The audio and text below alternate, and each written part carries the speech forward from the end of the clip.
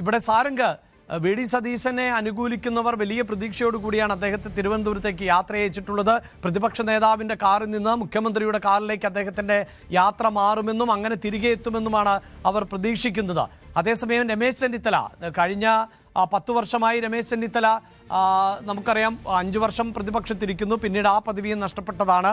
അതിനു മുമ്പ് ഒരു പക്ഷേ ഉമ്മൻചാണ്ടിയുടെ കാലഘട്ടത്തിലടക്കം മുഖ്യമന്ത്രി എന്ന നിലയിലേക്ക് ഉയർന്നു വന്നിട്ടുള്ള പേരുകളിലൊന്നായിരുന്നു രമേശ് ചെന്നിത്തല. ആ സീനിയോറിറ്റി പരിഗണിക്കപ്പെടും.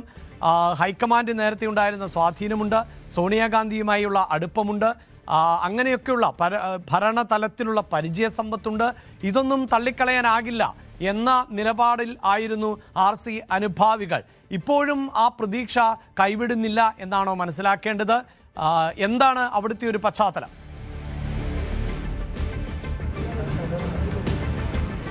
തീർച്ചയായും അഭിലാഷ, നമ്മളിപ്പോൾ ഉള്ളത് രമേശ് ചെന്നിത്തലയുടെ വീടിന് മുൻവശത്ത് തന്നെയാണ്. ഇവിടെ ഇപ്പോഴും വലിയ പ്രതീക്ഷയോടുകൂടി പ്രവർത്തകർ കാത്തിരിക്കുന്ന, അല്ലെങ്കിൽ ആ ഒരു ശുഭവാർത്തയ്ക്ക് വേണ്ടി കാത്തിരിക്കുന്ന ദൃശ്യങ്ങൾ നമുക്ക് ഇവിടെ നിന്ന് തന്നെ കാണാൻ കഴിയും. അഭിലാഷ് സൂചിപ്പിച്ചതുപോലെ തന്നെ സീനിയോറിറ്റിയാണ് RC ക്യാമ്പിനെ ഏറ്റവും മുൻപന്തിയിൽ എത്തിക്കുന്ന ഒരു പ്രധാനപ്പെട്ട വിഷയം.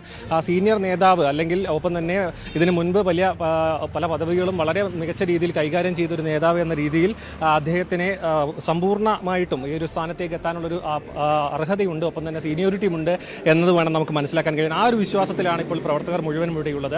രാവിലെ അദ്ദേഹം പുറത്തേക്ക് വന്നിരുന്നു. വളരെ ആത്മവിശ്വാസത്തോടു കൂടി തന്നെയാണ് അദ്ദേഹം നമ്മുടെ സംസാരിക്കുകയടക്കം ചെയ്തത്. എന്ത് തന്നെയായാലും ഇന്ന് വരുമെന്ന് പ്രതീക്ഷിക്കുന്ന ആ ഒരു പ്രഖ്യാപനം, അത് RC ക്യാമ്പ് വളരെ ആകാംക്ഷയോടെ കാത്തിരിക്കുകയാണ്. അതിനൊപ്പം തന്നെ നമുക്കറിയാം ഇതിനു മുൻപ് ആഭ്യന്തരമടക്കം കൈകാര്യം ചെയ്ത വ്യക്തിയാണ്. അതുകൊണ്ട് അഥവാ ഇത്തരത്തിലൊരു മാറ്റം, ഈ ഒരു പ്രതീക്ഷകൾക്കപ്പുറത്തേക്ക് കാര്യങ്ങൾ പോവുകയാണെങ്കിൽ തന്നെ വളരെ സുപ്രധാനപ്പെട്ട ഒരു സ്ഥാനവും നൽകാതിരിക്കാൻ കഴിയില്ല. കാരണം വളരെ സീനിയർ ആയിട്ടുള്ള നേതാവാണ്.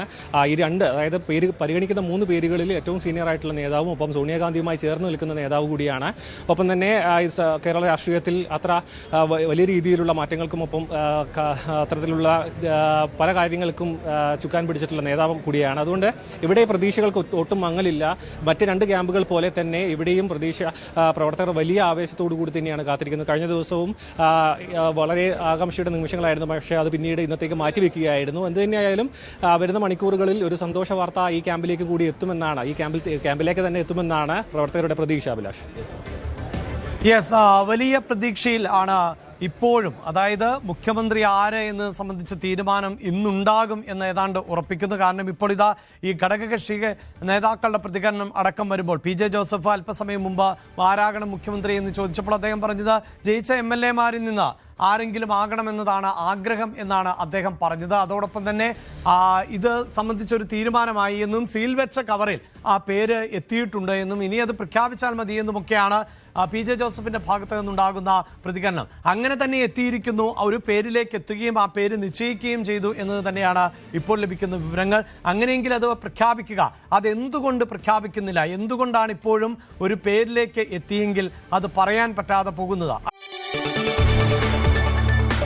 കൂടുതൽ വാർത്തകൾക്ക് News 18 Keralam YouTube channel subscribe ചെയ്യുക.